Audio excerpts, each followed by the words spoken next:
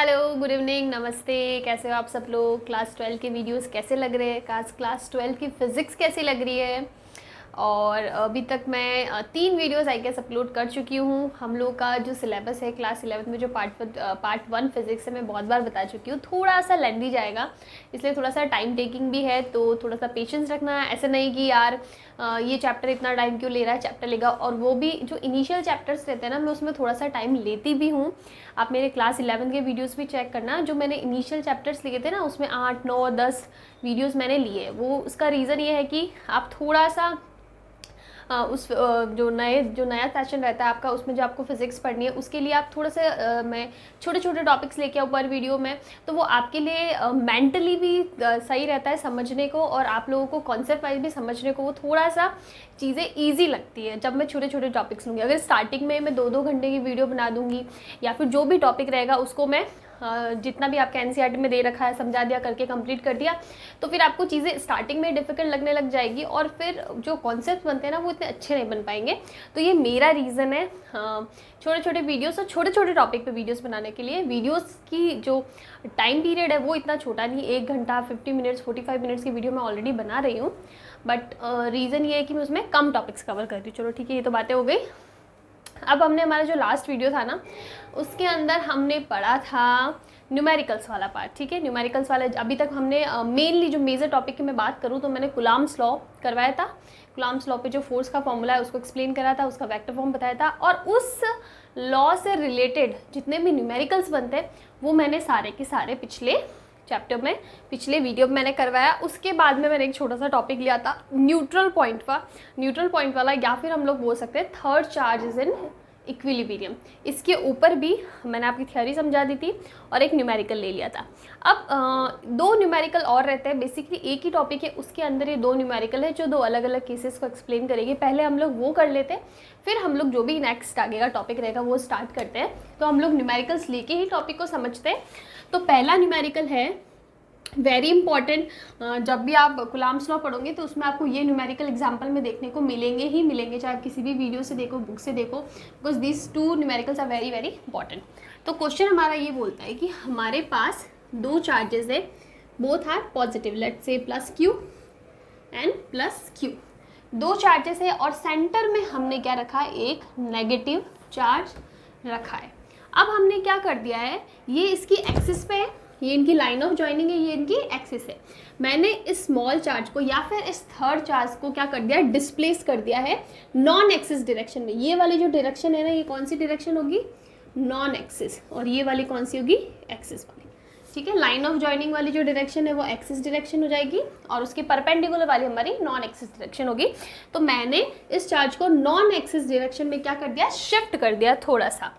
तो हम लोग ले लेते हैं कि अब हमारा ये चार्ज कहाँ आ गया, यहाँ आ गया माइनस क्यू। इनके बीच की डिस्टेंस आप ले लो 2a, और लेट्स से इसको मैंने स्मॉल एक्स डिस्टेंस से डिस्प्लेस कर दिया। एक चीज़ मैं आपको बता देती हूँ, इन दोनों चार्जेस के बीच की डिस्टेंस बहुत ज़्यादा है कंपैरेटिवली। ये वाले डिस्टेंस है ना बहुत कम है। चार्जेस तो मैंने आपको बताया, कुलाम लॉ जब लोग अप्लाई कर रहे हैं तब हम लोग पॉइंट चार्जेस के बारे में बात करेंगे। जब हम लोग पॉइंट चार्जेस की बात करते हैं ना, तब दोनों चार्जेस के बीच की डिस्टेंस बहुत ज़्यादा होती है, इसीलिए हम लोग उनको पॉइंट चार्जेस कंसिडर करते हैं। तो ये जो डिस्टेंस है ना 2a, ये बहुत ज़्यादा है, जबकि ये जो x डिस्टेंस है तो हमने स्लाइटली डिस्प्लेस किया है। ये तो मैंने समझाने के लिए ऐसे बताया, पर एक्चुअली बहुत ही स्लाइटली हम लोग क्या करते हैं, डिस्प्लेस करते हैं। अब देखो क्या होगा, अगर मैं बात करूँ इन दोनों चार्जेस के, ये पॉजिटिव है, ये नेगेटिव है, क्या होगा, अट्रैक्शन होगा। अट्रैक्शन होगा तो ये इस पर क्या फोर्स लगेगा, ये बोलेगा तू मेरे पास आ, इस साइड फोर्स लगेगा, इस पे भी इस साइड फोर्स लगेगा। जब दोनों चार्ज एकदम एग्जैक्टली तो इक्वल अमाउंट ऑफ क्या लगेंगे, फोर्सेस लगेंगे। जब दोनों साइड से फोर्स लगेगा तो ये जो चार्ज है ना कहीं क्या हो जाएगा, ऑसिलेट करने लग जाएगा। यहाँ पे एक एसएचएम आ जाएगा। एसएचएम अपन पढ़ चुके हैं, सिंपल हार्मोनिक मोशन, कि यहाँ पे जो डिस्टेंस से लाइट चली गई थी, तो यहाँ पे जो डिस्टेंस है ना 2a ले लो या फिर a ले लो, ये डिस्टेंस x से काफ़ी ज़्यादा है। या फिर हम लोग बोल सकते हैं कि जब हम लोग कंपैरिजन करें ना, तो this x is very very smaller than the distance 2a और a। ठीक है, दोनों से ही काफ़ी कम है, चाहे आप a की बात कर लो, चाहे 2a से कम है तो a भी से भी कम हो गया, ऑब्वियसली बात है, लेकिन 2a से बहुत ज़्यादा कम है तो a से भी कम है। चलो, ये तो हो गया कि हमारा क्वेश्चन का कॉन्सेप्ट।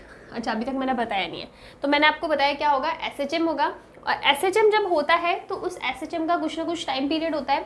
तो यहाँ पे हमें जो SHM मिल रहा है ना, इसका टाइम पीरियड कैलकुलेट करना है। ये हमारा क्वेश्चन है। क्वेश्चन गिवन है, 2 चार्जेस है, पॉजिटिव है, एक नेगेटिव चार्ज है, उसके मिडल में है, उसको थोड़ा सा नॉन एक्सिस की साइड पर डिस्प्लेस कर देते हैं तो वो SHM करने लगता है। तो उस SHM का टाइम पीरियड कितना होगा ये हमें कैलकुलेट करना है। अब आप देखो, जब हम लोग टाइम पीरियड की बात करते हैं ना तो हमारे पास डायरेक्ट फॉर्मूला है ये, ठीक है। हम लोग बोल देते थे कि इस चार्ज का, इस क्यू चार्ज का मास भी हमको मिल जाएगा। इलेक्ट्रॉन है नेगेटिव का, इसके पास मास हम लोग इजीली ले सकते हैं 9.1 × 10⁻³ kg। That is not a problem. The problem is के। हमको ये के कांस्टेंट कहाँ से मिलेगा? ये एक स्प्रिंग कांस्टेंट होता है ना, या फिर इसको रीस्टोरिंग फोर्स जब हम लोग निकालते हैं जो कांस्टेंट आता है वो वाला कांस्टेंट होता है, वो हमें कैलकुलेट करना है। अगर उसकी वैल्यू मिल जाएगी तो फिर तो हमें कुछ निकालना ही नहीं है। चलो अब हम लोग इस क्वेश्चन को सॉल्व करते हैं। अब हम लोग यही ड्रॉ कर देते हैं, इतना स्पेस नहीं हमारे पास इसलिए। तो आप देखो, हमने चार्ज को यहाँ पे डिस्प्लेस कर दिया। अब हम लोग फोर्स की डायरेक्शन निकालते हैं। फोर्स की डायरेक्शन क्या होगी? इस डायरेक्शन में इन दोनों के ये जो है इस पे कितना फोर्स लगाएगा? ये पॉजिटिव है, नेगेटिव है, दोनों के बीच में अट्रैक्शन होगा। अट्रैक्शन होगा तो ये बोलेगा तू मेरी तरफ आ, तो इसकी तरफ। This is said, let's say this is force F1। Same यहाँ पे सेम कॉन्सेप्ट होगा, ले लिया फोर्स F2। हमें पता है दोनों फोर्स सेम है, लेकिन हम लोग ले लेते हैं कि F1 और F2 है। अब अगर मैं इन जनरल बात करूँ F1 की, तो ये कितना होना चाहिए? फॉर्मूला हमारा क्या बोलता है? K दोनों चार्जेस का मल्टीप्लाई डिवाइडेड बाय इनके बीच की डिस्टेंस का स्क्वायर। डिस्टेंस मतलब ये होगी बीच की डिस्टेंस, इन दोनों के बीच की डिस्टेंस ये कितनी होगी? आप इसको ये ले लो एंगल थीटा, ये ले लो एंगल थीटा, तो ये एंगल 90 डिग्री हो जाएगा। पाइथागोरस लगा के हमको ये डिस्टेंस मिल जाएगी। कितनी मिलेगी? ये डिस्टेंस a, ये डिस्टेंस a, तो ये मतलब हो जाएगी √a² + x² और इसकी पावर स्क्वायर। ठीक है, यही होने वाला है। या फिर हम लोग इसको सिंपल सा लिख देते हैं KQQ a² + x²। Under root क्या हो जाएगा? हट जाएगा। तो हमें ये डिस्टेंस तो मिल गई। और अगर ये हो गया F1, अगर मैं F2 की बात करूँ ना तो भी सेम आएगा। दोनों चार्जेस सेम है, बीच की डिस्टेंस ये वाली और ये वाली सेम होगी बिकॉज एंगल सेम है, और ये वाली साइड का सेम है, x भी सेम है। तो अगेन क्या हो जाएगा? a² + x²। ये अंडर रूट होता है, लेकिन आपको पता है हमारा फॉर्मूला बोलता है KQQ/R²। तो अंडर रूट का स्क्वायर करोगे तो अंडर रूट हट जाएगा। अब दोनों हमारे पास क्या सेम आ रहे हैं? F1 = F2 आ रहे हैं। ये चीज़ हमने यहाँ पे निकाल ली। यहाँ तक किसी को कोई प्रॉब्लम नहीं होनी चाहिए। अब आगे देखो हमें क्या करना है। अब यहाँ पे जो फोर्स है ना वो किसी डायरेक्शन, किसी एंगल पे, थीटा पे, तो हमें इस थीटा को भी लेके चलना होगा। ऐसा नहीं कि यार थीटा है तो क्या करें, हम लोग को F1 F2 पता है तो अब हम लोग आगे क्या। और वैसे भी चलो आपने F1 F2 निकाल लिया, आपको थीटा का रोल नहीं है। अगर मुझे नेट फोर्स निकालना है तो बीच का एंगल तो वैसे भी मुझे क्या लेना ही पड़ेगा ना। तो देखो अब हमें क्या करना है, हमें लेने हैं कॉम्पोनेंट्स हम लोग क्लास 11 में बहुत अच्छे से पढ़ चुके हैं कि कैसे कॉम्पोनेंट्स लेना है, तो वो अभी मैं नहीं समझाऊंगी। देखो क्या होगा, ये हो जाएगा F1 cos थीटा और परपेंडिकुलर वाला कॉम्पोनेंट हो जाएगा F1 sin थीटा। अगेन इसका भी निकालेंगे तो इसका ये नीचे ही आएगा, कितना आएगा? F2 cos थीटा और ये आ जाएगा F2 sin थीटा होगा। अब आप एक चीज़ देखो, यहाँ पे थीटा दोनों के लिए सेम है, F1 और F2 की वैल्यू भी सेम है, तो इसका मतलब F1 sin थीटा और F2 sin थीटा भी दोनों की वैल्यू सेम होगी और एक दूसरे के ऑपोजिट डायरेक्शन में। तो ये तो क्या हो जाएंगे? F1 sin थीटा और F2 sin थीटा एक दूसरे से कैंसिल हो जाएंगे। तो इसका sin थीटा वाले कॉम्पोनेंट का कोई रोल नहीं होगा यहाँ पे।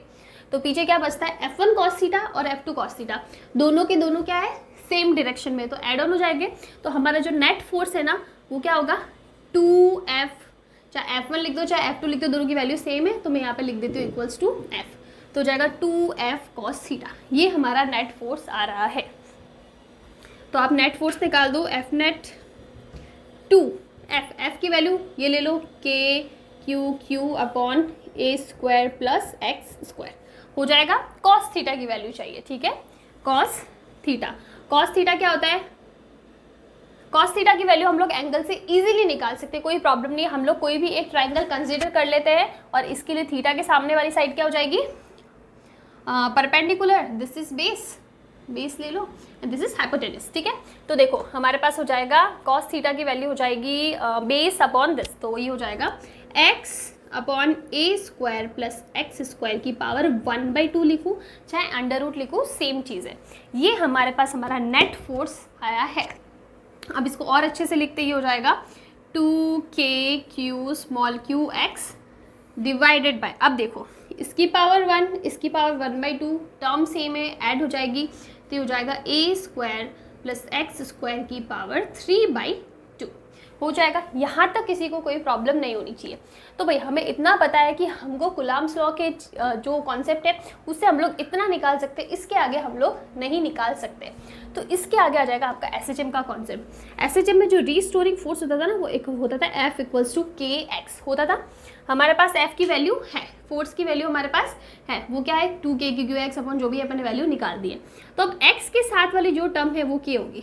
x क्या था, डिस्प्लेसमेंट था, यहाँ पे भी हमारा x डिस्प्लेसमेंट है, तो ये वाली जो टर्म है ना ये हो जाएगी हमारा क्या k, जिस कांस्टेंट, चलो हम लोग इसको k डैश बोल देते बिकॉज एक k यहाँ पे ऑलरेडी है तो कन्फ्यूजन नहीं होना चाहिए, ये k डैश। तो k डैश की वैल्यू आ गई, फिर तो आपको फॉर्मूले में पुट ही करना है। फिर हमारे पास क्या हो जाएगा, जो टाइम पीरियड है ना that is 2π√m upon k। k की वैल्यू कितनी आ रही है, k डैश लिख दो आप यहाँ पे, तो k डैश कितना आ रहा है 2k अपॉन ए स्क्वायर प्लस एक्स स्क्वायर की पावर 3/2। अब यहाँ पे आप इसको इजीली पुट कर सकते हो 2k और ऊपर आ जाएगा ए स्क्वायर प्लस एक्स स्क्वायर की पावर 3/2, ऐसा होना चाहिए। लेकिन यहाँ पे हम लोग एक चीज़ ये कर सकते हैं, इसको थोड़ा सा इजी बनाने के लिए हम लोग एक चीज़ कर सकते हैं कि हमने क्वेश्चन के स्टार्टिंग में ही बोला था कि a is very very greater than x, तो a के कंपैरिजन में हम x को नेग्लेक्ट कर सकते हैं। तो इस टर्म को हम लोग क्या लिख सकते हैं 2k और x को हमने नेग्लेक्ट कर दिया तो ये हो जाएगा a स्क्वायर की पावर 3/2 किसके बराबर होता है, a³ के बराबर होता है, तो ये टर्म हो जाएगी a³ और ये वैल्यू हमारे पास आ जाएगी। एक बार चेक कर लेते हैं क्या हमने रिजल्ट सही निकाला है। इस पूरे न्यूमेरिकल में कहीं कहीं दिक्कत आ रही है तो आप डेफिनेटली मुझे बताओगे यहाँ पे दिक्कत आ रही है, ये चीज़ हमें समझ में नहीं आई है। ओके, हमारा रिजल्ट एकदम सही है, हमने एकदम अच्छे से इसको कैलकुलेट करा है, तो ये हमारा रिजल्ट हो जाएगा। अब देखो यहाँ पे हमने क्या करा, इसको नॉन एक्सिस पे डिस्प्लेस करा। अब ये तो हो गया इसका एक एग्जाम्पल। अब दूसरा जो न्यूमेरिकल हम लोग लेने वाले हैं उसमें क्या करने वाले हैं कि स्मॉल चार्ज क्यू को इसकी एक्सिस पे डिस्प्लेस करना है, तब हमें देखना है कि क्या चीज़ होती है। चलो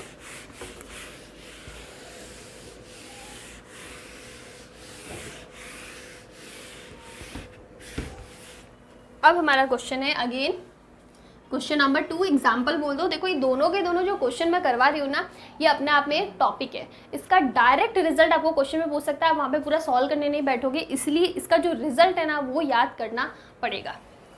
तो अब हमारा क्वेश्चन बोलता है अगेन सेम चीज़ है, दो चार्जेस है क्यू, दोनों के बीच की डिस्टेंस क्या है 2 है। अब यहाँ पे एक चीज़ मैं आपको बता देती हूँ कि हम लोग बात कर रहे हैं एसएचएम की, तो एसएचएम होना भी चाहिए ना। तो चलो सबसे पहले हम लोग पहले वाला एग्जांपल ले लेते हैं कि हमने बीच में रख दिया -q।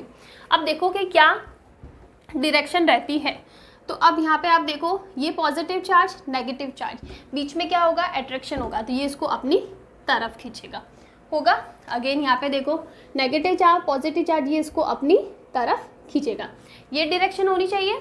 चलो ठीक है, अब यहाँ पे देखो आप -q की जगह अगर आप लोग +q लिखोगे ना तो भी वहाँ पे एसएचएम हो जाएगा। कैसे हो जाएगा, अगर मैं यहाँ पे +q लिखती हूँ, let's say this is are +q, तो अब क्या होगा देखो +q दोनों क्या है एक दूसरे को अट्रैक्ट कर रहे हैं, तो सॉरी एक दूसरे को रिपेल करेंगे, तो ये बोलेगा तू मुझसे दूर जा और ये भी बोलेगा तू मुझसे दूर जा होगा। तो दोनों ही केस में हमको एसएचएम मिल जाएगा बिकॉज ये अपनी जगह पे इस साइड भी फोर्स लग रहा है और इस साइड भी फोर्स लग रहा है, दोनों डायरेक्शन में फोर्स लगता है तो एसएचएम होता है। तो आपको जो डायरेक्शन लेनी है वो ले लो, हम लोग पॉजिटिव लेके चलते हैं। वहाँ पे हमने नेगेटिव वाला केस लिया है, यहाँ पे हम लोग पॉजिटिव वाला केस लेते हैं। तो ये हमारे पास केस है। अगर मैं बात करूँ, चलो ये तो हमारा नॉर्मल केस हो गया, हमें यहाँ पे डिस्प्लेसमेंट करना है, मेन चीज़ हमारा डिस्प्लेस करना है। तो मैंने मान लिया कि ये हमारे पास चार्ज था और हम लोग इसको इसकी एक स्मॉल डिस्टेंस x से इसकी एक्सिस पे क्या कर लेते डिस्प्लेस कर लेते हैं। लेट से हम लोग इसको, ये डिस्टेंस हो गई x और यहाँ पे ले आते हैं, पहले यहाँ पे था अब ये यहाँ पे आ गया, ठीक है। ये इसका ओरिजिनल पॉइंट था, लेट से दिस इज O, इससे इसको x डिस्टेंस पे डिस्प्लेस कर दिया और वो भी किसकी, इसकी एक्सिस वाली डायरेक्शन में। अब हमें बताना है कि जब एसएचएम करेगा ना डिस्प्लेस करने के बाद, तो वो SHM करेगा तब SHM का टाइम पीरियड कितना होगा। आपकी बुक्स में भी पॉजिटिव चार्ज का ही एग्जाम्पल ले रखा है, नेगेटिव चार्ज में थोड़ी सी कॉम्प्लिकेशंस हो सकती है, इसलिए हम लोग पॉजिटिव लेकर ही चल रहे हैं। ओके, तो हमने पॉजिटिव चार्ज ले लिया, x डिस्टेंस इसको डिस्प्लेस कर दिया। अब हमें निकालना है इसके SHM का टाइम पीरियड। तो सबसे पहले आप देखो फोर्सेस की बात करते हैं हम लोग। अगर मैं बात करूँ इसकी वजह से इस पे फोर्स, तो दोनों के दोनों पॉजिटिव है, इनके बीच में रिपल्सन होगा, ये बोलेगा तो मुझसे दूर जा, तो दूर जाने के लिए इसकी डायरेक्शन होगी ऐसे, इसको बोल दो आप F1। ओके, सेम इसके लिए बात करूँगी तो ए इसको बोलेगा अपने से दूर, ये हो जाएगा F2 होगा। अब देखो अगर मैं इसके और इसके लिए बात करूँ तो इनके बीच की डिस्टेंस कितनी है, ये बीच की डिस्टेंस 2 थी, ये क्या है A, तो ये तो A तो हो ही गई, इसके साथ में x बढ़ गई ना डिस्प्लेस करने के बाद इन दोनों चार्जेस। तो जो F1 है ना इसके लिए डिस्टेंस होगी A प्लस एक्स, और जो F2 है ना इसके लिए होगी A माइनस एक्स। कैसे, एक बार फिर से बता देती हूँ।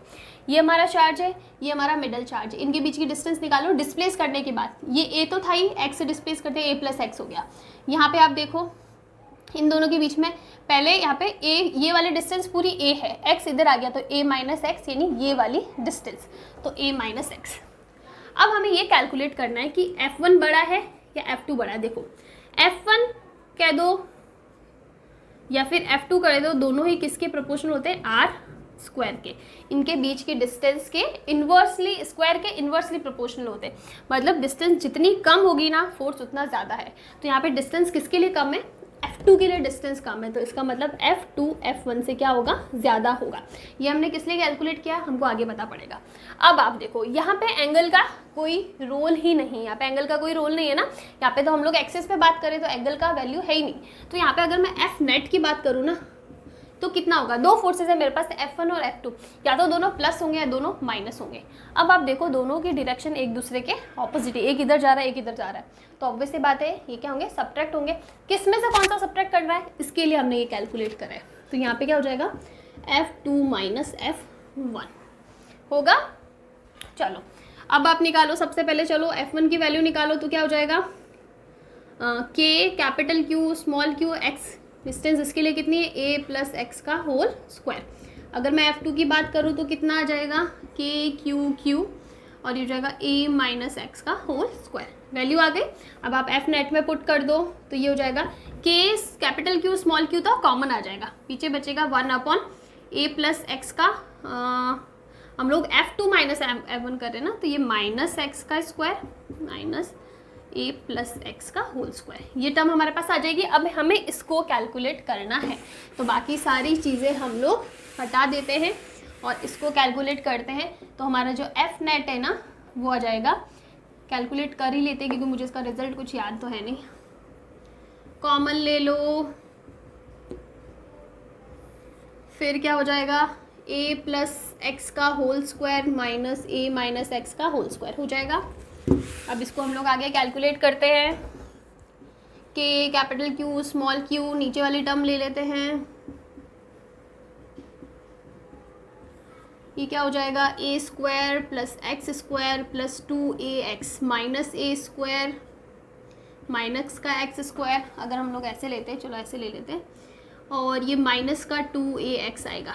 तो जब हम लोग खोलेंगे इस साइन को तो ये माइनस और ये हो जाएगा प्लस, ठीक है, ये वैल्यू हमारे पास आएगी। अब देखो A स्क्वायर से A स्क्वायर गया, एक्स स्क्वायर से एक्स स्क्वायर गया, तो पीछे रिजल्ट बचा K Q 2AX plus 2x यानी 4AX, और ये हो जाएगा A माइनस एक्स का होल स्क्वायर और A प्लस एक्स का होल स्क्वायर, ये वैल्यू आ गई। अब यहाँ पे भी सेम चीज़ आती है कि जो A है ना that is very very greater than x, तो हम लोग x को A के कंपैरिजन में क्या कर सकते हैं, नेग्लेक्ट कर सकते हैं। तो ये वाली टर्म क्या हो जाएगी, K Q और ये हो जाएगा 4AX, और x को हटा दिया A स्क्वायर, इसमें भी x स्क्वायर A स्क्वायर हो जाएगा A4, और एक A से कैंसिल हो जाएगा, तो फाइनल रिजल्ट बचेगा K Q 4 आगे ले लेते हैं, x आ जाएगा और नीचे आएगा A Q। This is our net force. अभी तक हमने नेट फोर्स निकाला, टाइम पीरियड निकालना है। टाइम पीरियड का फॉर्मूला होता है 2π√m/K डैश, ये होता है। और K डैश कैसे निकालेंगे, F = K डैश x होता है, तो x के साथ वाली जो कंपोनेंट है, तो इसका मतलब ये वाला हमारा क्या हो जाएगा, K डैश हो जाएगा। तो हमारा जो टाइम पीरियड बना ना वो क्या बना, 4KQ स्मॉल क्यू और ऊपर आ जाएगा AQ। This is our result. उसमें 2 आ रहा था, यहाँ पे 4K आ रहा है। इतना सा डिफरेंस है। रिजल्ट में याद करना बहुत डिफिकल्ट नहीं है, अगर एक याद कर लेना दूसरा इजीली याद हो जाएगा। नॉन एक्सिस पे 2 कंपोनेंट मल्टीपल में आ रहा है और एक्सिस पे 4 आ रहा है। तो ये हमारे 2 क्वेश्चन हैं। आप इनको चाहे क्वेश्चन बोल दो, एग्जाम्पल बोल दो या इंडिविजुअल टॉपिक्स बोल दो, दोनों के रिजल्ट बहुत इंपॉर्टेंट है। डायरेक्टली इन पे क्वेश्चन बनते हैं और बने भी है, तो इनके रिजल्ट याद होना बहुत ज़रूरी है। ये याद कर लेना, ये फॉर्मूला तो आपको पता ही होगा, ठीक है। तो यहाँ पे हमारा जो न्यूमेरिकल्स वाला पार्ट है या फिर कुलाम्स फोर्स वाला पार्ट है वो कंप्लीट होता है। उसके जितने भी अच्छे अच्छे कॉन्सेप्चुअल जो न्यूमेरिकल्स होते हैं वो भी हमने करे, एग्जांपल करे समझने के लिए कि आपको डायरेक्शन कैसे निकालना आना चाहिए। न्यूट्रल पॉइंट वाला भी न्यूमेरिकल करा है। उसके बाद में हमने ये थोड़े से अच्छे लेवल के, एडवांस लेवल के 2 न्यूमेरिकल्स भी कर लिए। एक ही टाइप का था, बस 2 केसेस थे, ये भी कर दिया। अब इसके बाद में हमें लेना है नेक्स्ट टॉपिक, दैट इज़ अभी तक हमने जो कुलाम्स लॉ पढ़ा ना, उसमें हमने पढ़ा कि ये जो K होता है ना, इसकी वैल्यू थी 1/4 पाई एप्सिलॉन नॉट, मतलब फ्री स्पेस के लिए। तो अभी तक हम लोग जो चीज़ें पढ़ रहे थे ना, फ्री स्पेस के लिए, वैक्यूम के लिए, एयर के लिए बात कर रहे थे। अब हम लोग किसी मीडियम में जाते हैं तो ये K की वैल्यू कैसे डिफर करती है वो हमें पढ़ना है। तो नेक्स्ट हमारा टॉपिक हो जाएगा परमिटिविटी।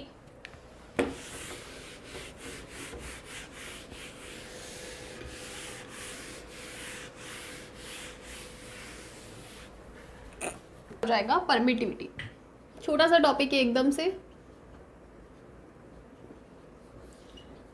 देखो अभी तक हमने जो K की वैल्यू पढ़ी ना, K is our force constant, जो कुलाम्स कांस्टेंट होता है वो हमारा K है। इसकी वैल्यू हमने पढ़ी है 4 पाई एप्सिलॉन नॉट, ठीक है, जिसी की वैल्यू हमने लिखी थी 9 × 10⁹। अब यहाँ पे आप देखो, यहाँ पे हमने जो है एप्सिलॉन नॉट पढ़ा ना, ये था 4, एयर बोल दो, ऑलमोस्ट इक्वल्स टू होता है, एयर के लिए थोड़ा सा ज़्यादा होता है लेकिन हमने ऑलमोस्ट ले लिया। 4 एयर बोल दो या फिर फ्री स्पेस बोल दो या फिर वैक्यूम बोल दो, ठीक है। उसके लिए वैल्यू थी और ये वैल्यू हमारी फिक्स्ड थी। जब हम लोग एयर की बात करें, फ्री स्पेस की बात करें, वैक्यूम की बात करें, तो वहाँ पे हमारा जो एप्सिलॉन नॉट है, इसको एप्सिलॉन बोल देते हैं, इसका मतलब ये परमिटिविटी है। लेकिन परमिटिविटी किसके लिए? फ्री स्पेस के लिए परमिटिविटी है। और ये हमारे लिए कितनी थी? इसकी वैल्यू ऑलमोस्ट इक्वल थी 8.85 × 10⁻⁻12 coulomb square upon newton metre square. ये वैल्यू थी हमारे पास, ये फिक्स थी। लेकिन ये जब हमने केसेस पढ़े थे ना, वो पढ़े थे जब हम लोग फ्री स्पेस वैक्यूम की बात करें, दैट इज़ वेरी डिफिकल्ट। हमको वैक्यूम मिलना ऐसे नॉर्मली तो मिलेगा नहीं, हम लोग उसको क्रिएट करते थे। एयर में थे तो एयर में भी बहुत सारे डिस्टर्बेंसेस होते हैं, बहुत सारे इम्प्योरिटीज़ होती है, तो ऑलमोस्ट इसके बराबर होना, इसकी वैल्यू ये लेना थोड़ा सा कॉम्प्लिकेटेड हो जाता है। तो इसका मतलब हम लोग ये जो कूलम्ब्स लॉ पढ़ रहे हैं ना, सिर्फ और सिर्फ एयर में स्टडी करने से काम नहीं चलेगा। हमारे पास काफ़ी क्या मैक्सिमम केसेस ऐसे होंगे जहाँ पे हमारे पास कोई मीडियम होगा। इसका मतलब जो चार्जेस है हमारे वाटर में हो, लेड के अंदर हो, मिरर के अंदर हो, ग्लास के अंदर हो, डायमंड के अंदर हो, कोई सा भी मीडियम हो सकता है। तो जब मीडियम अलग होगा ना, तो इसकी वैल्यू हम लोग फिर ये नहीं ले सकते, वहाँ पर हमारी परमिटिविटी की वैल्यू चेंज हो जाएगी। सबसे पहले अगर मैं बात करूं कि परमिटिविटी क्या होता है, तो परमिटिविटी बेसिकली ये जो फील्ड होगा ना, जो चार्जेस की वजह से जो फील्ड क्रिएट होता है, जो हम लोग आगे जाके पढ़ेंगे, यहाँ पे हम लोग चार्जेस की वजह से इलेक्ट्रिक फील्ड की बात करें या फिर field due to interaction between charges, कि चार्जेस की बीच में जो इंटरेक्शन की वजह से जो फील्ड क्रिएट होता है, जो हम लोग नेक्स्ट टॉपिक हमारा वही है इलेक्ट्रिक फील्ड, उसमें हम लोग पढ़ेंगे, तो उससे कितना डिफ्लेक्ट कर रहा है वो हमें परमिटिविटी शो करता है। क्यों शो करता है? एक तो हम लोग एप्सिलॉन नॉट, यानी हम लोग जब एयर में बात करेंगे तब हमारी फील्ड की वैल्यू अलग होगी, और जब हम लोग किसी मीडियम में बात करेंगे ना, तो वहाँ पे एप्सिलॉन नॉट नहीं होगा, और उस टाइम जो फील्ड होगा ना, वो फ्री स्पेस वाले फील्ड से कुछ कम होगा, डिक्रीज हो जाता है, ठीक है, डिक्रीज हो जाएगा, तो वो डिफ्लेक्ट कर रहा है उस फ्री स्पेस वाली वैल्यू से। तो इसीलिए हम लोग बोलता है जो परमिटिविटी है ना, वो ये शो करती है कि आपका जो फील्ड है ना, वो कितना डिफ्लेक्ट हुआ है due to the presence of that medium. या फिर इसकी अलग अलग बुक्स में अलग अलग डेफिनेशन मिलेगी, डेफिनेशन इतनी इंपॉर्टेंट नहीं है, आपको ये पता होना चाहिए कि परमिटिविटी की वजह से हम लोग किसी मीडियम को स्टडी करते हैं, उस मीडियम की वजह से हमारा जो इलेक्ट्रिक फील्ड है, जो हम लोग आगे जाके स्टडी करने वाले हैं, वो कहीं ना कहीं फ्री स्पेस से क्या हो जाता है, डिक्रीज हो जाता है। It permits its own field to decrease, ठीक है, मतलब ये अपने खुद के फील्ड को डिक्रीज करता है। ये इसका नेचर होता है। हर मीडियम का अपना एक नेचर होता है, हर मटेरियल का, हर मैटर का अपना एक नेचर होता है, उसकी अलग परमिटिविटी होती है। हर मीडियम के लिए परमिटिविटी अलग अलग होती है, ठीक है। ये तो बहुत ही बेसिक सी चीज़ की बात आ गई। तो अब ये बात हो गई कि जब हमें एप्सिलॉन नॉट नहीं लिखना है, हम लोग फ्री स्पेस की बात नहीं कर रहे, तो हमें क्या लिखना है? तो इन जनरल जो वैल्यू होती है ना के की, वो होती है 1/4 पाई एप्सिलॉन एम। एम का मतलब है मीडियम, कि अलग अलग मीडियम में अलग अलग होगा। और ये डेफिनेशन यहीं पे ख़त्म नहीं हो जाती है। ये जो एप्सिलॉन एम है ना, इसकी वैल्यू होती है एप्सिलॉन नॉट, यानी फ्री स्पेस के लिए मल्टीप्लाई बाय एप्सिलॉन आर। ये जो एप्सिलॉन आर होता है ना, दैट इज़ वेरी इंपॉर्टेंट। ये होता है रिलेटिव परमिटिविटी। किस लिए होता है? बिकॉज जब हमें रिलेटिव परमिटिविटी की वैल्यू पता होगी, अगर हमें इसकी वैल्यू पता है, तो देखो ये तो फ्री स्पेस के लिए क्या है, 1 ही है। तो अगर हमें इसकी वैल्यू पता है ना, तो हम इजीली किसी भी मीडियम के लिए उसकी परमिटिविटी की वैल्यू कैलकुलेट कर सकते हैं। इसीलिए हमने बोला रिलेटिव, मतलब हम लोग अगर हमें इसकी वैल्यू पता है ना, तो हम लोग इससे रिलेट करके किसी भी मीडियम के लिए वैल्यू निकाल सकते हैं। तो यहाँ पे जब हम लोग किसी मीडियम के अंदर कूलम्ब्स फोर्स की स्टडी करेंगे, तो वहाँ पे हमारा जो कांस्टेंट है वो चेंज हो जाएगा 1/4 पाई एप्सिलॉन एम। और इस एप्सिलॉन एम की वैल्यू ये नहीं है, इस एप्सिलॉन एम की वैल्यू होती है एप्सिलॉन नॉट, यानी फ्री स्पेस के लिए मल्टीप्लाई बाय एप्सिलॉन आर, यानी रिलेटिव परमिटिविटी, जो अलग अलग मीडियम्स के लिए अलग अलग होगी। या फिर कहीं पे आपको रिलेटिव परमिटिविटी की डेफिनेशन पूछ लेते हो जाएगा ऐसे। दोनों ही एक ही बात है, क्रॉस मल्टीप्लाई करके रिलेशन सेम ही आने वाला है। हो गया। अब आप देखो, एक चीज़ है, मैंने आपको बोला कि परमिटिविटी किसी खुद के किसी भी मटेरियल का किसी भी मीडियम का अपना नेचर होता है, जो अपने फील्ड से कितना डिफ्लेक्ट कर रहा है, कितना डिक्रीज वो शो कर रहा है। तो कैसे डिक्रीज हुआ वो हमें बताओ। तो देखो, जब हम लोग इन जनरल एफ नॉट की बात करते हैं कि फ्री स्पेस में दो चार्जेस के बीच का फोर्स कितना होता है, क्यू, आप कोई भी फोर्स ले लो, चलो दोनों सेम ले लो, क्यू स्क्वायर ले लो, ठीक है। Q square 4 pi epsilon not R square, ये हमने ले लिया क्यू, ये चार्ज क्यू, बीच की डिस्टेंस आर, और ये बात कर रहे हैं हम किसकी, फ्री स्पेस में रखा है, हमने कोई भी मीडियम नहीं लिया, तब हमारा फोर्स कितना होगा, इतना ही होगा। अब हमने सेम कंडीशन, सेम चार्जेस ले लिए, बीच की डिस्टेंस भी सेम ले ली आर, और अब हमने इस पूरे के पूरे सिस्टम को किसी दूसरे, ये सिस्टम है, दो चार्जेस हो गए ना, तो इनका खुद का सिस्टम बन गया। ये सिस्टम फ्री स्पेस के लिए, अब हमने इस सिस्टम को रख दिया किसी मीडियम में। कौन सा मीडियम? आप कोई सा भी ले लो, वाटर, लेड, डायमंड, जो भी मीडियम लेना वो ले लो, लेकिन इन जनरल हम लोग इसको बोल रहे हैं कोई भी एक मीडियम है। तो यहाँ पे एफ एम बोल दूँ, ये कितना हो जाएगा, क्यू स्क्वायर सेम है 4 पाई, लेकिन क्या हो जाएगा, एम हो जाएगा। अब ये एप्सिलॉन नॉट नहीं होगा, बीच की डिस्टेंस सेम है आर स्क्वायर। अब आप देखो, मैं इसको डिवाइड करती हूँ, F not upon F M करती हूँ, तो क्या हो जाएगा, एफ नॉट अपॉन एफ करूँगी ना, तो यह जाएगा epsilon M upon epsilon not. ये वैल्यू मेरे पास आएगी। अब एक चीज़ आप समझ लो कि जो एप्सिलॉन एम है ना, it is always greater then और इक्वल्स टू 1। इक्वल्स टू 1 कब होता है, जब हम लोग फ्री स्पेस की बात कर रहे हैं, तो इसकी रिलेटिव जो फ्री स्पेस होगा ना, उसमें एप्सिलॉन आर की वैल्यू क्या हो जाती है, 1 हो जाती है, तो ये एप्सिलॉन नॉट के बराबर होता है। इन जनरल इसकी वैल्यू, अगर हम लोग फ्री स्पेस की बात नहीं कर रहे, तो इसकी वैल्यू हमेशा 1 से ज़्यादा होगी। अगर इसकी वैल्यू 1 से ज़्यादा होगी और इसकी वैल्यू तो कम ही है, या फिर चलो आप इसको ऐसा करो, नहीं आप ऐसे लिखो, ज़्यादा कंफ्यूज होने की ज़रूरत नहीं है। तो अब आप देखो, अगर हम लोग रिलेशन निकालें ना, तो हमारे पास आएगा कि F M is always greater than F not, sorry उल्टा लिख दिया, F M is always less than F not, या फिर इसको लिखो आप F not is always greater than F M. इस पूरी की पूरी टर्म की वैल्यू क्या होगी, 1 से ज़्यादा होगी। 1 से ज़्यादा होगी तो मैं लिख सकती हूँ F not upon F M is greater than 1 लिख सकती हूँ। तो इसका मतलब F not is greater than F M.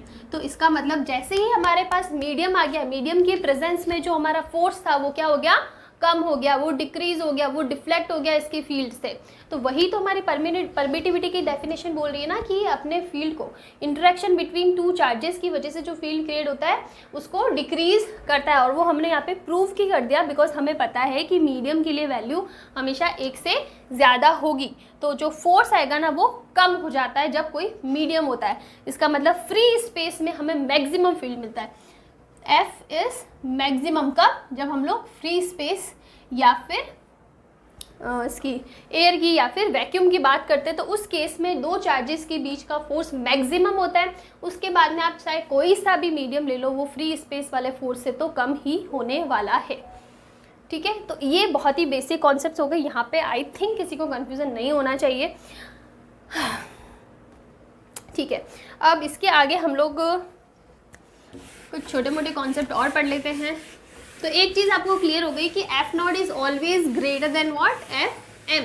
किसी भी मीडियम में जो फोर्स है ना वो कम हो जाता है कंपैरेटिवली जब हम लोग एयर की बात कर ले, इसीलिए हमने रिलेटिव परमिटिविटी बोला है, बिकॉज हम लोग कंपैरिजन की बात कर रहे हैं, ठीक है ना, कंपैरेटिवली कम होता है। चलो ठीक है, तो हमारे पास फॉर्मूला क्या आ गया, मीडियम में अगर हम लोग फोर्स की बात करें तो हमारे पास फॉर्मूला आ गया Q square 4 pi epsilon not epsilon R R square. अगर मैं कंपैरिजन वाला लिख रही हूँ, ये दोनों को मिलाकर ही हम लोग एप्सिलॉन एम बोलते हैं। ये हमारे पास बहुत ही इंपॉर्टेंट फॉर्मूला आ गया, ठीक है। अब हम लोग इसके बेसिस पे कुछ न्यूमेरिकल की बात करते हैं।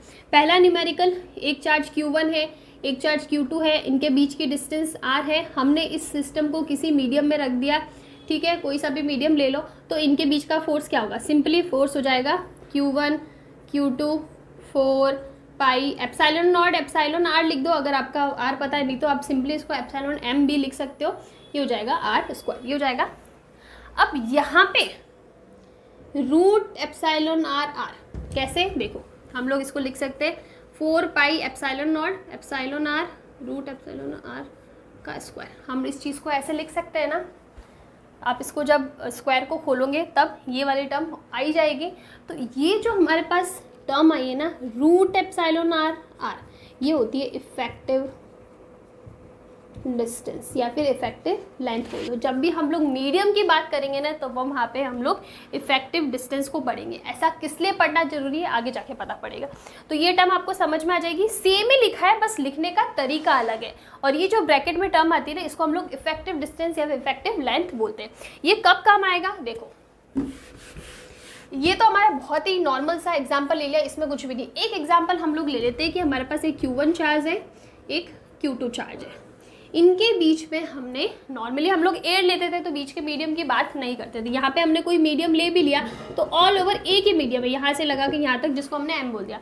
अब हम लोग यहाँ पे बोल रहे हैं कि हमने अलग अलग मीडियम लिया। एक मीडियम ले लिया जिसका ले लेते हैं एप्सिलॉन R1, ठीक है। इसकी रिलेटिव परमिटिविटी, हम लोग रिलेटिव परमिटिविटी पढ़ते हैं ना, बिकॉज हमें पता है मीडियम के लिए क्या होता है एप्सिलॉन नॉट एप्सिलॉन R1। हमें अगर ये नहीं पता और ये पता है तो हम लोग बात एक ही, हम लोग को कैलकुलेट करना सेम चीज़ है। इसके लिए रिलेटिव परमिटिविटी होगी एप्सिलॉन R1, इसके लिए हो गया एप्सिलॉन R2, इसके लिए एप्सिलॉन R3, और ये हो गया R1 डिस्टेंस का, ये हो गया R2 डिस्टेंस का, ये हो गया R3 डिस्टेंस का। अब आपको इन दोनों चार्जेस के बीच में फोर्स कैलकुलेट करना है तो आप कैसे करोगे। मेरे पास सिर्फ ये फॉर्मूला है, मैं कैसे कैलकुलेट करूँगी, मुझे पता है Q1 और Q2, लेकिन इनके बीच में 3 अलग अलग मीडियम आ रहे हैं, एक मीडियम नहीं है, 3 अलग अलग मीडियम है। मैं कैसे बोल रही हूँ 3, बिकॉज तीनों की परमिटिविटी अलग अलग है, सेम नहीं है। यहाँ से लगाकर यहाँ तक अगर सेम होता ना तो हम ये फॉर्मूला लगा सकते थे, लेकिन यहाँ पे 3 अलग अलग मीडियम है और तीनों की डिस्टेंस अलग अलग है। मतलब इतनी डिस्टेंस के लिए ये मीडियम लग रहा है, इतनी डिस्टेंस के लिए ये मीडियम है, और उसके आगे वाले डिस्टेंस के लिए ये मीडियम है। तो यहाँ पे हमारे पास काम आएगी ये इफेक्टिव डिस्टेंस। तो यहाँ पे अगर मैं फोर्स लिखूंगी ना, क्या लिखूंगी, हो जाएगा 4 पाई एप्सिलॉन नॉट। ये चीज़ तो कॉमन है, इस चीज़ में कुछ चेंज नहीं होता, चेंज होता है इसके आगे जाके। तो यहाँ तक हमने कॉमन है, इसके बाद में आप ले लो रूट एप्सिलॉन R1 और डिस्टेंस कितनी है R1, प्लस ऐड हो रही है, सारे के सारे ऐड हो रही है, epsilon R2 plus epsilon R3, ये टोटल हमारे पास हो गया, और इसका स्क्वायर। तो जब हम लोग अलग अलग मीडियम की बात करेंगे दो चार्जेस के बीच में, तब हमें ये इफेक्टिव डिस्टेंस काफ़ी काम आने वाली है, जो हमने यहाँ पे यूज़ कर दिया है। तीनों पैरेलल लगे हुए एक दूसरे के लिए, इसलिए हम लोग तीनों को ऐड करा है। रूट एप्सिलॉन R1 पहले के लिए, दूसरे के लिए, तीसरे के लिए सम कर दो, और स्क्वायर टर्म तो यहाँ पे आती ही है, इसका स्क्वायर करते तब ये टर्म बनती है ना, तो वो स्क्वायर आ गई। तो इसीलिए यहाँ पर हमें जो इफेक्टिव डिस्टेंस है ना वो काम आ रही है। चलो एक हम लोग एग्जाम्पल लेते हैं कि हमारे पास कुछ ऐसी सिचुएशन है, Q1 है, Q2 है, यहाँ तक एयर है, इसके बाद में यहाँ पे हमने मीडियम लगा दिया, फिर एयर है, ठीक है। This is epsilon not, this is epsilon not, और ये कोई एप्सिलॉन R है, और इसकी डिस्टेंस ले ली D, और ये टोटल डिस्टेंस ले लो आप R। ऐसा केस है कि दो चार्जेस के बीच में कुछ डिस्टेंस तक तो एयर है, उसके बाद में बीच में कुछ डिस्टेंस के लिए हमने कोई एक मीडियम रख दिया जिसकी रिलेटिव परमिटिविटी एप्सिलॉन आर हो गया, और फिर वापस क्या आ गया, वैक्यूम आ गया, और टोटल डिस्टेंस आर है और इसकी डिस्टेंस डी है। तो यहाँ पे दो चार्जेस के बीच का फोर्स कैलकुलेट करो तो कैसा होगा, देखो F Q1 Q2 4 pi epsilon not, ये चीज़ तो हमारे पास कॉमन आती है। सबसे पहले हम लोग बात करते हैं मीडियम की बात करेंगे तो एप्सिलॉन आर आएगा, और कितने डिस्टेंस के लिए, डी डिस्टेंस के लिए, डी से मल्टीप्लाई हो गया, प्लस यहाँ पे क्या आ रहा है, बाकी बचे हुए पूरी डिस्टेंस में क्या आ रही है हमारे पास, एयर आ रही है। तो बाकी पहले तो डिस्टेंस कितनी बची है, आर में से डी तो गया, तो कितना बचेगा, आर माइनस टी, और यहाँ पे क्या आना चाहिए, एप्सिलॉन नॉट आना चाहिए जो हमने ऑलरेडी बाहर ले लिया। बाकी एयर के लिए एप्सिलॉन आर की वैल्यू तो 1 होती है, तो वो लिखने की ज़रूरत नहीं है। अगर मैं रूट एप्सिलॉन आर यहाँ पे भी लिख दूँ तो इसकी वैल्यू तो 1 ही है, लिखने की ज़रूरत नहीं है। पीछे कितनी डिस्टेंस बची, आर माइनस डी, इसका पूरे का स्क्वायर, ये वैल्यू हमारे पास कुछ ऐसी हो जाएगी। तो इस टाइप से आप रिलेटिव परमिटिविटी के क्वेश्चन कर सकते हो। यहाँ पे आपको इफेक्टिव डिस्टेंस वाले क्वेश्चन ज़्यादा देखने को मिलेंगे। बाकी तो क्या ही है क्वेश्चन में, अगर आपको इस टाइप का कुछ नहीं दिया है कॉम्बिनेशन और सिंपली पूछ दिया इस मीडियम में रखा कैलकुलेट करो, फिर तो कैलकुलेशन ही करनी है, फिर तो कहीं दिमाग लगाना ही नहीं है। तो आपको इस टाइप के क्वेश्चन भी देखने को मिल सकते हैं, इसीलिए मैंने आपको ये इफेक्टिव डिस्टेंस वाला कॉन्सेप्ट बताया है। ओके चलो अब इसके आगे हम लोग कुछ क्वेश्चन और कर लेते हैं मीडियम वाले। ये तो हो गए बहुत ही बेसिक से क्वेश्चन, एक दो एडवांस वाले क्वेश्चन कर लेते हैं। परमिटिविटी के लिए बहुत ही बेसिक कॉन्सेप्ट पढ़े, अब इसके ऊपर हम लोग एक क्वेश्चन करते हैं जो आपके एडवांस में क्वेश्चन आया हुआ है। थोड़ा सा लेंथी क्वेश्चन है। क्वेश्चन में हमको अब गिवन है कि हमारे पास दो आइडेंटिकल स्फेयर है, चार्ज स्फेयर, ठीक है, चार्ज स्फीयर से आइडेंटिकल, जो किसी स्ट्रिंग से हैंग करे हुए कुछ इस पोजीशन में, दोनों स्ट्रिंग के बीच का एंगल आपको गिवन है लेट्स से 60 डिग्री, और यहाँ पे हमने क्या कर दिया, इसको हैंग कर दिया।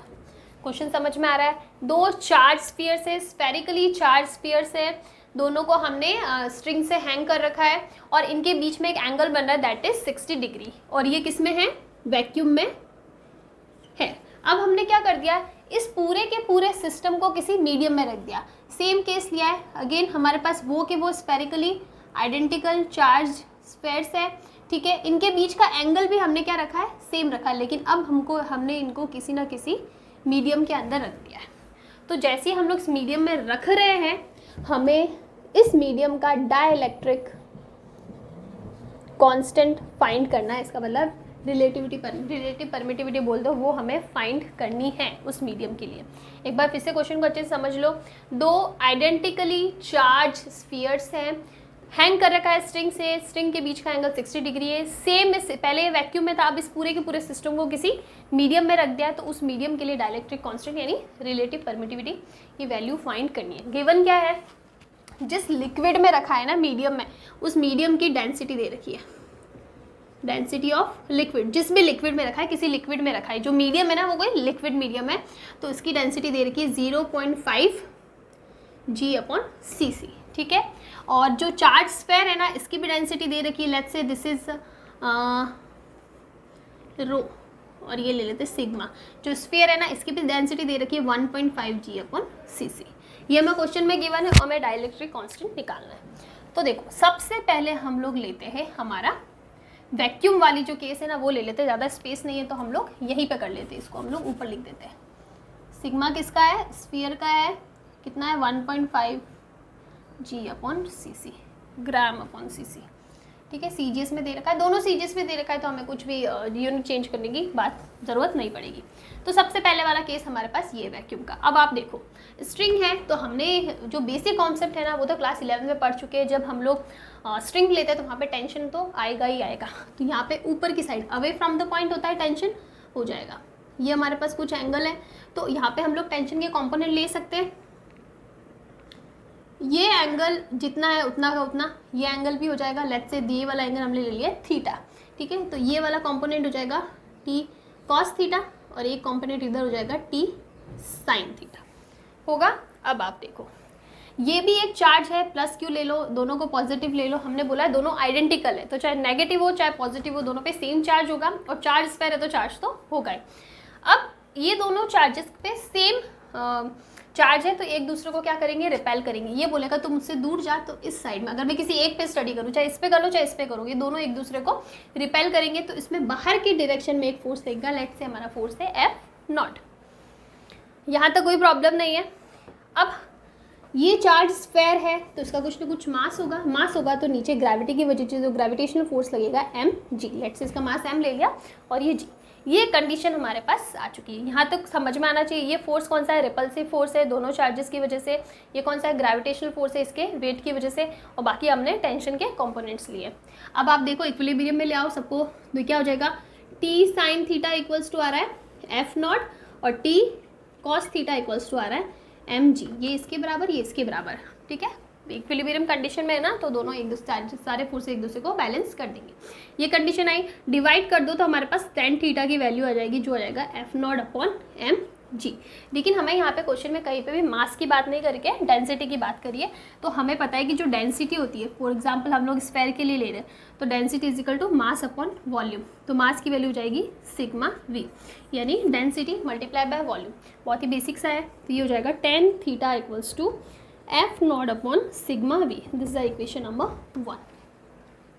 इजीली कैलकुलेट कराए, कोई प्रॉब्लम यहाँ तक तो नहीं होनी चाहिए। ओके अब हम लोग आ जाते हैं मीडियम में। मीडियम में आए, ये एंगल ले लो थीटा, ठीक है। यहाँ पे भी टेंशन लगेगा, तो ये हो जाएगा t कॉस थीटा ऊपर की साइड, ये हो जाएगा t साइन थीटा, और ये हमारे पास क्या मिल जाएगा, फोर्स मिलेगा ही मिलेगा, जिसको हमने बोल देते यहाँ पे हम लोग इसको बोल देते हैं Fm। फोर्स अलग होगा ना, बिकॉज हम लोग किसी मीडियम में बात कर रहे हैं। यहाँ पे सिर्फ एप्साइलॉन नॉट आता है, यहाँ पे एप्साइलॉन m आएगा, तो फोर्स अलग होगा दोनों के बीच का। तो यहाँ पे मैं F0 नहीं लिख सकती, ये हो जाएगा Fm, यानी मीडियम में फोर्स, ये वैक्यूम में फोर्स Fm हो जाएगा। एक नीचे mg लगेगा। अब यहाँ पे एक फोर्स और आएगा। याद करो जब हमने लिक्विड्स पढ़े थे क्लास 11th में, तो वहाँ पे जब कोई भी सिस्टम, कोई भी बॉडी पानी के अंदर होता है, तो ड्यू टू द लिक्विड, उस लिक्विड की वजह से उसमें ऊपर की डायरेक्शन में एक अपथ्रस्ट लगता है, बियॉन्सी फोर्स लगता है ऊपर की डायरेक्शन में। तो यहाँ पे भी हमने किसी लिक्विड में रखा है, कितना लगेगा नहीं पता, लेकिन हमें ये पता है कि इस डायरेक्शन में, यानी ऊपर की डायरेक्शन में एक अपथ्रस्ट लगने वाला है, जिसको हम लोग बोल देते हैं यू ही बोल दो, ठीक है, यू ही बोल दो आप इसको। तो यहाँ पे ये एक फोर्स एक्स्ट्रा लगेगा। अब आप सब चीज़ों को बैलेंस करो तो देखो क्या आएगा, t साइन थीटा तो अभी भी कितना आ जाएगा, Fm के बराबर आ जाएगा। और अगर मैं t कॉस थीटा की बात करूँ तो ये हो जाएगा mg माइनस यू, हो जाएगा ना। ऊपर दो फोर्सेस बन रहे हैं, t cos theta plus up thrust equals to mg। आप ट्रांसफर करो तो ये इक्वेशन हमारे पास आ जाएगी। अगेन डिवाइड करो तो tan थीटा की, और यहाँ पे थीटा ही रहेगा, बिकॉज हमने बोला है कि यहाँ पे भी 60 डिग्री था, यहाँ पे भी 60 डिग्री है, तो ये थीटा और ये थीटा सेम रहेगा, तो ये भी होने वाला क्या है, tan थीटा ही हो जाएगा। थीटा की वैल्यू चेंज नहीं हो रही है, ये क्वेश्चन में गिवन है। इक्वेशन हो जाएगी Fm mg माइनस यू, या फिर Fm mg की वैल्यू हमने निकाली है, कितनी है, सिग्मा v g खा गई ना मैं, ये sigma v g minus you. यहाँ तक किसी को कोई प्रॉब्लम नहीं होनी चाहती है, चाहिए बात आती है यू की। अब थ्रस्ट का जो फॉर्मूला है ना, फोर्स, ये भी फोर्स है, फोर्स क्या होता है mg, लेकिन यहाँ पे किसका मास आएगा, हम लोग लिक्विड की बात करें तो उस लिक्विड के लिए आएगा। तो लिक्विड की डेंसिटी रो क्वेश्चन में गिवन है, ये रही रो वॉल्यूम g, हो जाएगा रो वी जी। वॉल्यूम हमने क्या लिया है, सेम लिया है, क्वेश्चन में नहीं गिवन है, सेम ले लिया, ठीक है। तो ये वैल्यू हम लोग यहाँ पे पुट कर देते, तो हमारा जो tan थीटा है ना, वो कितना हो जाएगा, Fm sigma V G minus rho V G, our equation number 2। ये दोनों इक्वेशन तो निकल जाएगी। थोड़ी सी आपको क्लास 11 जो है ना पता होनी चाहिए, तब आपके लिए चीज़ें कैलकुलेट करना इजी होगा। अदरवाइज आप सोचोगे यार ये बियॉन्सी फोर्स, ये अब थ्रस्ट कहाँ से आ गया, टेंशन कैसे आ गई, कंपोनेंट कैसे आ गया, इतना अगर नहीं पता है ना तब तो बहुत ही डिफिकल्ट हो जाएगा। तो आपके क्लास 11 के भी कॉन्सेप्ट अच्छे होने चाहिए, ताकि आप क्लास 12 को और भी अच्छा कर सको, ठीक है। एक बार पढ़ते हो तो पिछले वाले टॉपिक को भी देख लिया करोगे। हाँ, ऐसे ऐसे पूरा पढ़ने नहीं बैठ सकते, 12th के साथ 11th भी पढ़ने नहीं बैठ सकते, लेकिन आपको कॉन्सेप्ट पता होनी चाहिए। तो यहाँ पे देखो हमारे पास इक्वेशन 1 है, इक्वेशन 2 है। दोनों ही इक्वेशन का जो LHS है सेम है, तो मैं RHS को कंपेयर कर सकती हूँ। तो मैं लिख सकती हूँ बाय इक्वेशन 1 एंड 2 क्या हो जाएगा, F0 upon sigma V G equals to Fm upon sigma V G minus rho V G हो जाएगा। बाकी चीज़ें हम लोग हटा देते हैं, ये सारी चीज़ें हम लोग कैलकुलेट कर चुके हैं। ये इक्वेशन मेरे पास आ गई है। ये भी हटा देते एक बार, ये लिख देते सिग्मा और रो की वैल्यू 0.5 g/cc, ठीक है। तो अब देखो, आप कंपेयर करो तो सिग्मा वी जी सब में कॉमन आ रहा है, तो ये इक्वेशन हो जाएगी F0 upon sigma equals to FM upon sigma minus rho, ये आ जाएगी। और सिग्मा और रो की वैल्यू मेरे पास है, पुट कर दो F0 अपॉन सिग्मा यानी 1.5 और ये हो जाएगा 1.5 माइनस 0.5, तो वैल्यू हो जाएगी ये 1.5 और ये हो जाएगा 1 हो जाएगा। हाँ आगे देखो, F0 upon FM equals to 1.5 हो जाएगा ना, मैंने सीधा सीधा इसको ले लिया। अब आप देखो ये वैल्यू मेरे पास आई है, अब मुझे इस वैल्यू से रिलेटिव परमिटिविटी की वैल्यू कैलकुलेट करनी है। तो हमें पता है कि F0 क्या होता है, Q square upon 4 epsilon not R square, और FM क्या होता है, क्यू स्क्वायर, सेम चार्ज लिया तो क्यू स्क्वायर ले लिया, 4 epsilon not epsilon R square होता है। आप कर दो F0 अपॉन FM, मैंने कैलकुलेट करा है वैसे, तो ये क्या हो जाएगा एप्सिलॉन आर अपॉन 1, इतना ही होगा ना, एप्सिलॉन आर अपॉन 1 ये वैल्यू होती है। एप्सिलॉन नॉट से एप्सिलॉन नॉट कैंसिल हो जाएगा और सिर्फ एप्सिलॉन आर की वैल्यू आती है। मतलब F अपॉन F0 है ना, वो इसके बराबर है एप्सिलॉन आर की वैल्यू, जिसकी वैल्यू कितनी आ रही है 1.5। तो डायरेक्टली हमें रिलेटिव परमिटिविटी की वैल्यू पूछ ली है। और अगर आपको पूछा परमिटिविटी फॉर द मीडियम, तो सिंपल सा है, एप्सिलॉन नॉट एप्सिलॉन आर होता है, इस वैल्यू को एप्सिलॉन नॉट से मल्टीप्लाई कर दो, जिसकी वैल्यू होती है 8.85 इंटू 10⁻12 इंटू 1.5, ये हो जाएगी एप्सिलॉन एम की वैल्यू। क्वेश्चन में जो पूछा है उसके अकॉर्डिंग आपको कैलकुलेट करना है। रिलेटिव परमिटिविटी की वैल्यू आ गई तो आप ये वैल्यू इजीली निकाल सकते हो। तो इस टाइप से आप जो मीडियम वाले क्वेश्चंस है कूलाम्ब्स लॉ के लिए वो कैलकुलेट कर सकते हो। अच्छा न्यूमेरिकल था, इतना ज़्यादा डिफिकल्ट भी नहीं था। अगर आपको क्लास 11 के कॉन्सेप्ट बहुत अच्छे से आते हैं तो बिल्कुल भी डिफ़िकल्ट नहीं था।